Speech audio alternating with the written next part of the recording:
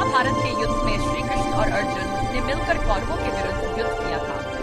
ये युद्ध धर्म और अधर्म के बीच का महासंग्राम माना जाता है, जो हस्तिनापुर के सिंहासन के अधिकार और न्याय की स्थापना के लिए लड़ा गया। अर्जुन पांडवों के महान धनुर्धर थे और श्री कृष्ण उनके सारथी बने। श्री कृष्ण स्वयं शस्त्र नहीं उठाते थे, लेकिन अपनी बुद्धि, नीति और मार्गदर्शन से पूरे युद्ध की दिशा तय करते थे। युद्ध के आरंभ में अर्जुन अपने ही सूचनों भीष्म पितामह, द्रोणाचार्य, कर्ण, कृपाचार्य और अन्य कौरव योद्धाओं के विरुद्ध शस्त्र उठाने में संकोच कर रहे थे। उसी समय श्री कृष्ण ने उन्हें भगवत गीता का उपदेश दिया और कर्मयोग, धर्म तथा कर्तव्य का महत्व समझाया। महाभारत युद्ध में अर्जुन ने भीष्म, द्रोण, जयद्रथ, कर्ण जैसे महान योद्धाओं से युद्ध किया। श्री कृष्ण की रणनीति से ही भीष्म शर्षिया पर पहुंचे, जयद्रथ का वध हुआ और अंततः कर्ण का पतन हुआ।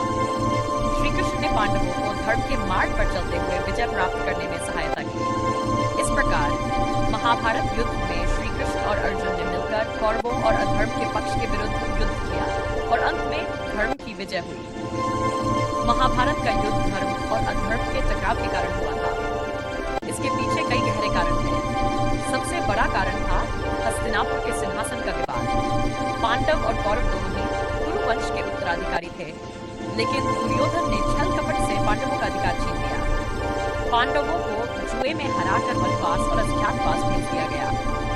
दूसरा कारण था अन्याय और अपमान। द्रौपदी का चीरहरण करने का प्रयास पूरे सभागृह में किया गया, जो नारी और धर्म दोनों का घोर अपमान था। ये घटना अधर्म की पराकाष्ठा बन गई। तीसरा कारण था शांति के प्रयासों की असफलता।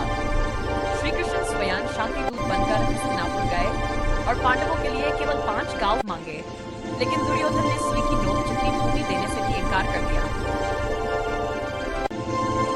इसके अलावा कौरवों के अत्याचार, अहंकार, ईर्ष्या और सत्ता लालसा ने युद्ध को अनिवार्य बना दिया। पांडवों ने युद्ध को अंतिम उपाय के रूप में स्वीकार किया, ताकि अन्याय का अंत हो और धर्म की स्थापना हो सके। इसलिए महाभारत का युद्ध केवल सत्ता के लिए नहीं, बल्कि न्याय, कर्तव्य और धर्म की रक्षा के लिए हुआ था।